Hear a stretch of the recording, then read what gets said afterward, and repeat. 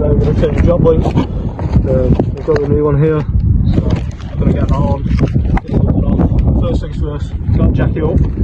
So, jack here, I'm going to put that on the still, and then put our axle stand underneath it afterwards. So let's get on with that. I'm going to crack the wheel off first whilst it's still on the ground. Otherwise the wheel will just spin. So don't break the bar, 7mm socket.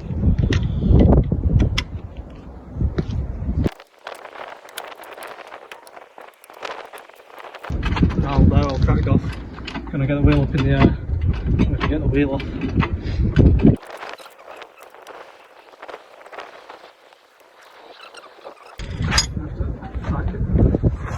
To be fair, we'll give that hub clean up later.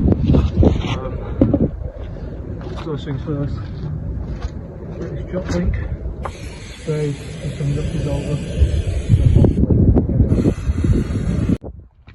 So I've just turned the wheel so we have more access to it. Here it is. I've just greased it up as well, so hopefully it makes it a bit easier to get the nuts off because they look really rusted on. So let's have a go now, try and get it off. So when I'm changing parts over on the car, I like to look at the new part first and work out how it goes on, so that I can work out how to get the other one off. So this is a 17mm socket that's required to get it off, so I'm going to get that on there and try and get that off. So let's go with that.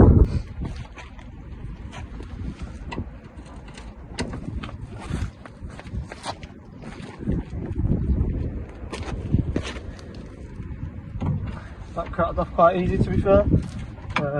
Not as hard as what I expected. Just full of gunk off the road over the years. It's 14 years old, it's probably not been changed in that time, so it is expected. So yeah, just gonna get that off and we'll get the bottom one cracked off. That is coming slowly.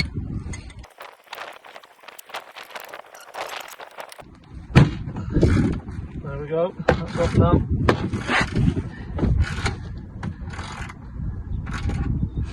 What I'm also going to do, I'm going to support the hub so it doesn't drop, so I'm just going to get a little car jack to support it. So I've got the car jack now on the back of the hub, which is supporting it, which will keep them at the right height. So to get the top nut off, 17mm, 16mm spanner on the back, and then on the front is a 17mm socket. Put that on, wind it off until you get the nut off. And I'm going to do the same on the top and the bottom, and then we'll knock it out and get the new one in. So we're just winding this jack up now to compress the spring up, so then that lines up straight rather than pointing down, so we can take it out nice and easy. So it's like it's loaded on the ground as it would be rather than floating, which should help us get it out easier. So it's all lined up now, the top should push out, so just going to get some pry behind it, pry it out. There we go, that's the top off. Now we've got better access to get to the bottom to get that off. So that's the old one off. As you can see here is the damage in there, which is making the knocking noise and causing it not to do its job properly. So that's why we need to change it. So this is a new one, I'm going to get that on now. So just line it up with the holes. Hopefully it goes in easy enough. So that is a new one in now. So what we're doing is just tightening it until that other side starts to spin. When that starts to spin, we'll put an Allen key in that hole and a spanner to hold it, and then we'll proper nip it up. So then it'll be tight, and then the same with the bottom one.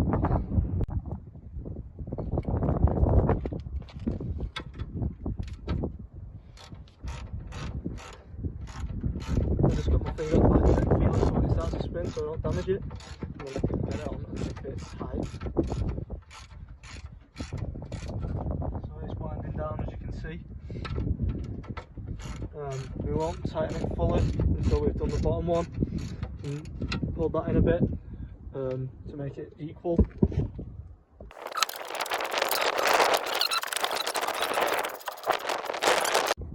So on the back side of it, it's a 5mm Allen key that goes in there to hold it, and then to tighten it up is 17mm spanner on there, and then I cracked it off, just tightening it.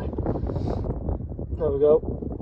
So that's nice and tight now, torqued up, and let's have a look round, make sure both mating faces are nice and flush, and then there's no damage to anything, which is all looking good. So we're just going to do the same with the bottom now, and then get the wheel back on, and then we should be good. So that's the drop link now fully on. As you can see, it's all there, looking good, nice and tight, all the nuts. So we're going to take the pressure off the jack that was holding us in place, and then get the wheel on, and that's us done. So we're just going to straighten the wheel up for the car, so we can get the wheel back on the front. Just making the making surface nice and flat, so the wheel fits to it nicely, and there's no steps in it, which causes the wheel to not sit on right and have a wobble, which is not what you want. So just cleaning the surface, like the copper grease on there, and the copper grease also prevents it from corroding, which means that the wheel won't be stuck on when you come to take it off next time, which is always helpful. Sometimes you have to whack the wheel off. It's got a cloth there, got a copper grease, put a nice amount on there, nice and evenly, fold it on, hold the wheel. Try and not get it on the threads as well, because it could cause you to over torque it or under torque it.